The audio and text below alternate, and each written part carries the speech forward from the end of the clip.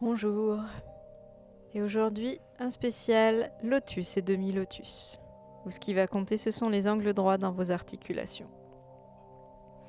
Installez-vous confortablement sur les ischions et puis vous allez rapprocher un pied de votre pubis, sans bouger votre articulation. Votre pied va être dans son axe, c'est-à-dire que le talon va se rapprocher et votre pied va être perpendiculaire, normalement.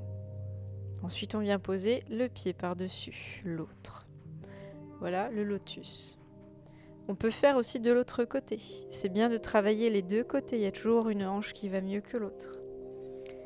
Du moment que votre pied est dans son axe, tout va bien, que ce soit le pied du dessus ou le pied du dessous. Vous êtes bien en appui sur vos ischions. N'hésitez pas à prendre votre temps pour déplacer la masse charnue des fessiers. Dans tous les cas, vos genoux doivent se rapprocher du sol ou être en contact avec un coussin. Et si vous souhaitez aller plus loin que les pieds croisés, vous allez devoir rapprocher vos pieds du pli de laine pour faire le lotus ou demi-lotus.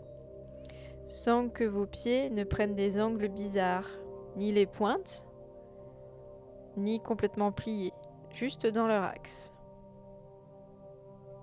Un angle droit tout simple. C'est la posture méditative la plus connue. Il faut essayer de faire les deux côtés, à parts égales, même s'il y en a une qui est plus en galère que l'autre. Il y en a toujours un de côté qui va moins bien, et il y a toujours un côté qui va mieux. Du moment que vous gardez vos pieds dans l'axe, rappelez-vous, ça doit faire un L. Et après, vous pouvez vous adonner à n'importe quel type de méditation. Il y a aussi le mudra du lotus, qu'on verra tout à l'heure, où il y a le talon, les pouces et les auriculaires en contact. Talon des mains, bien sûr. Ça vous fait faire Padma Mudra dans Padmasana. Donc là, c'est pour les deux jambes. Après, il se peut qu'il y ait des adaptations à faire. Que ça soit pour vous aider au niveau des fessiers, des genoux, il peut y avoir des adaptations. Pour que vous puissiez garder votre dos droit et respirer confortablement. Pour que vous puissiez amener plus facilement vos genoux vers la terre, un coussin sous les fesses, et garder vos chevilles dans l'axe. On peut mettre un pied vers soi, un pied par-dessus.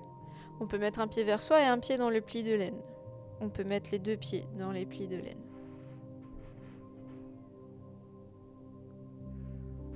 J'insiste véritablement sur les angles que doivent faire vos talons, qui sont des angles naturels, qui respectent l'axe de vos articulations. Essayez quelques instants, quelques respirations 5 ou 6 de chaque côté pour le travailler.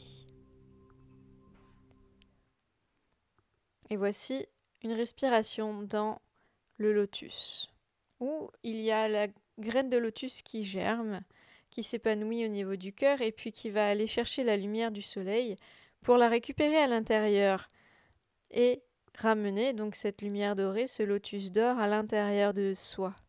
Ou tout simplement se l'offrir, le déposer sur le fleuve. Parce que le lotus, il sort de la vase, il passe à travers l'eau, il sort de l'eau, il vient chercher la lumière du soleil.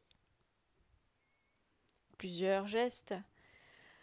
Vous allez démarrer avec les phalanges des doigts en contact, les paumes avec les pouces en contact vers vous.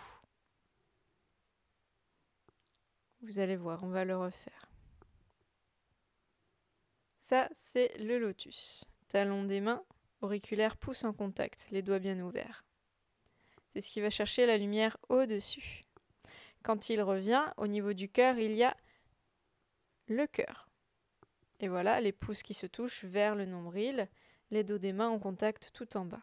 Et on part de là, dos des mains en contact tout en bas, inspire bien. Puis les paumes vont se séparer, phalange et pouce, le cœur. Et puis on va ouvrir petit à petit la graine du lotus, tous les doigts en contact au niveau de la pulpe, et puis se séparent les trois du milieu. Les talons des mains restent en contact. Là, on va chercher au-dessus de la tête la lumière du soleil. Et on redescend dans l'ordre inverse. Essaye de rembobiner ou d'offrir ce lotus doré à quelqu'un, à toi, à autrui, ici, maintenant, dans le futur ou dans le passé. Tout ça, c'est la lotus, Padmasana, Padma Mudra.